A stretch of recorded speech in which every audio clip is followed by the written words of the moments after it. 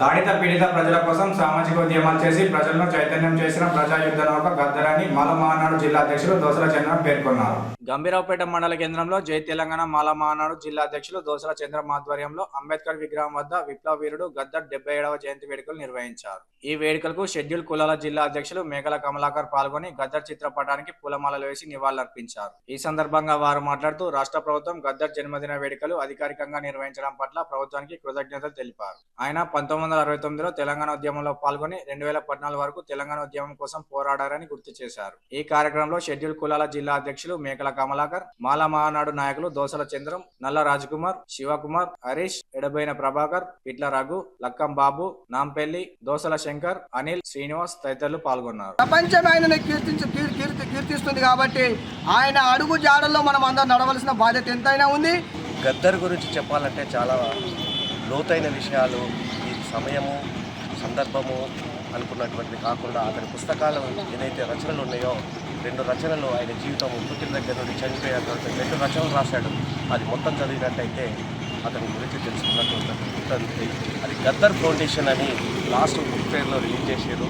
ఆ పుస్తకాలు అందుబాటులో ఉన్నాయి. అది చదివితే అతను ఏ ఒక్క అంశం తీసుకున్నా కూడా అప్పటికప్పుడు సృష్టించినటువంటి ఘనత మంచి రైటర్, ఆయన ఉద్యమకారుడు. ఈ తెలంగాణలోనే కాకుండా యావత్ ప్రపంచ దేశానికి ఉన్నటువంటిది ఆయనకు గుర్తింపున్నది. అంబేద్కర్ ఆశయాలకు ఏదైతే విప్లవ ఆశయాలు తీసుకొని ముందుకు సాగిందో లాస్ట్కు బుద్ధాయి దమ్మ అని తీసుకొని విశ్వాసం ఇచ్చేట్లు అతనికి విప్లవ జోహార్లు. జై భీమ్. ఈరోజు గంభీరపేట మండల కేంద్రంలో మాల మహానాడు జిల్లా అధ్యక్షుడు దోసల చంద్రం మరియు నల్ల రాజకుమార్ ఆధ్వర్యంలో గద్దర్ గారి 77వ జయంతిని ఈరోజు గంభీరపేట మండల కేంద్రంలో జరుపుకోవడం. ఈరోజు ప్రజాయుద్ధ నౌక గద్దర్ గారు జన్మదినాన్ని పురస్కరించుకొని రాష్ట్ర ప్రభుత్వము రాష్ట్ర వ్యాప్తంగా అధికారికంగా అతని జన్మదినోత్సవాన్ని అధికారికంగా నిర్వహిస్తున్నటువంటి సందర్భంగా మేము ఈ రాష్ట్ర ప్రభుత్వానికి కృతజ్ఞతలు తెలియజేస్తూ ఉన్నాం.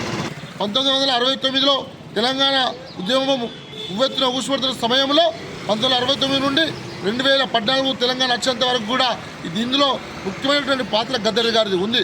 ఈరోజు కొంతమంది కుహాన మేధావులు, అదేవిధంగా భారతీయ జనతా పార్టీ సంబంధించినటువంటి కరీంనగర్ పార్లమెంటు సభ్యుడు, ఆయన కేంద్ర మంత్రిగా ఉండి బండి సంజయ్ కూడా చెప్తా ఉన్నా, ఇవాళ నువ్వు మాట్లాడే అర్హత లేదు గద్దర్ గురించి మాట్లాడే అర్హత నీకు లేదు, ఉమ్మడికి లేదని నేను బండి సంజయ్ హెచ్చరిస్తూ ఉన్నాం. మేము గద్దర్కు అవార్డు ఎందుకు ఇవ్వమని బీజేపీ ప్రభుత్వాన్ని కానీ అదేవిధంగా నిన్ను కానీ ఎప్పుడైనా అడగలేము కదా.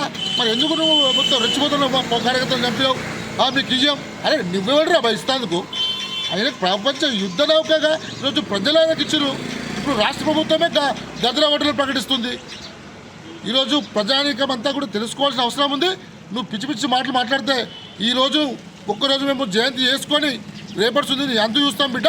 కబడ్దారు అన్న మాటలు ఉపసరించుకోకపోతే నిన్ను ఎక్కడ తిరగనియ్యం, అక్కడనే గోతి దోపి బొంద పెట్టలేక మేము నిద్రపోమని కూడా హెచ్చరిస్తూ ఉన్నాం.